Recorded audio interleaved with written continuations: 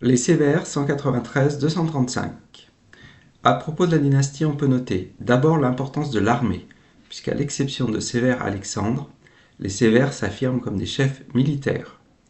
Leur origine provinciale, Septime Sévère est originaire de Leptis Magna en Afrique, sur la côte de la Libye actuelle, et on remarque pour Antonin le Jeune et Sévère Alexandre l'influence des princesses syriennes, la femme de Septime Sévère, Julia Domna, issue d'une dynastie de rois prêtres qui règne sur Émèse, sa sœur, Julia Maesa, et ses filles, qui œuvrent au profit d'Antonin le Jeune et de Sévère Alexandre.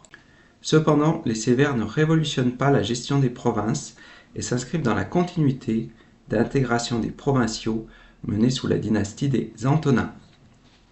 Ils légifèrent beaucoup, créent de nombreuses lois.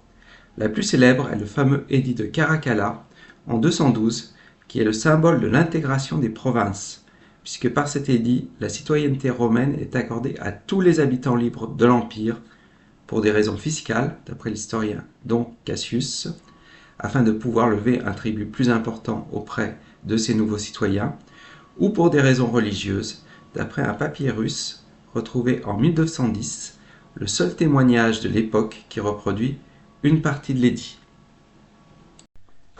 Petit 1, Septime Sévère. De 192 à 196, l'Empire romain connaît 4 ans de guerre civile, avec 4 prétendants au titre d'empereur. Pertinax, Julianus, tous deux tués en 193, et les 2 prétendants restants sont 2 grands commandants d'armée, Lucius Septimus Severus, établi en Pannonie, et Caius Licinius Niger en Orient, qui décède en 194, vaincu par les troupes de Sévère. En 195, Sévère conduit une expédition dite de Mésopotamie afin de sécuriser les frontières à l'est de l'Empire et de gagner en prestige. En 197, une fois établi empereur par le Sénat, il mène une nouvelle expédition dite gauloise contre Albinus, légat des Gaules qui a fait sécession. La révolte matée, il mène une 3e expédition contre les Parthes, l'expédition parthique, et réussit à établir la province de Mésopotamie. En 202 et 204, des fêtes fastueuses à Rome affirment la puissance de l'Empire. On remarque que Septime Sévère s'appuie beaucoup sur son armée, ses campagnes militaires bien menées qui renforcent son autorité et lui assurent le soutien des élites romaines. En 211, il décède à York, en Angleterre, lors d'une nouvelle expédition contre un peuple nommé les Calédoniens, au nord du mur d'Adrien, en Écosse aujourd'hui. Il est accompagné de ses enfants Caracalla et Geta, qu'il associe au pouvoir. Afin de se trouver seul successeur de Sévère, Caracalla exécute son frère Geta. Petit 2, Caracalla. Alors il retourne à Rome où il justifie son crime par un complot de son frère contre lui. Caracalla règne 6 ans, son caractère autoritaire et violent lui vaut de nombreux ennemis et il est assassiné par un complot mené par son préfet du prétoire, Macrin. Macrin se proclame empereur à Antioche en 217 avec le soutien de l'armée. Petit 3, Antonin le Jeune, où est la Gabale?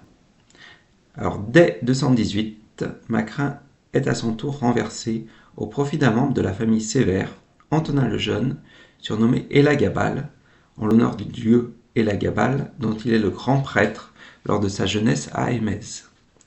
Soutenu par la 3e Légion et sa grand-mère, Julia Maesa, qui utilise sa fortune afin de payer les soldats, il défait Macrin et son armée, et Macrin se suicide. À Rome, la pierre noire sacrée de la divinité, Élagabal, le Béthyle, et ses croyances religieuses qu'il affiche avec ostentation surprennent la population. Au bout de 4 ans de règne, il est assassiné au profit de Sévère Alexandre, devenu le favori de sa grand-mère, la princesse syrienne Julia Maesa. Petit 4, Sévère Alexandre. Alors il doit dès 228 faire face à une nouvelle dynastie perse, les Sassanides, qui par sa puissance constitue une menace très grave pour l'Empire romain. Dès 230, leur roi Ardachir envahit la province romaine de Mésopotamie, que l'armée parvient cependant à reconquérir. Sévère Alexandre gouverne essentiellement de Rome. Il n'est pas un chef de guerre contrairement à ses prédécesseurs. Il est plutôt proche du Sénat. Il finit exécuté lors d'une campagne militaire contre les Alamans à Mayence sur le Rhin, taxé de mollesse par l'armée opposée à ces négociations de paix.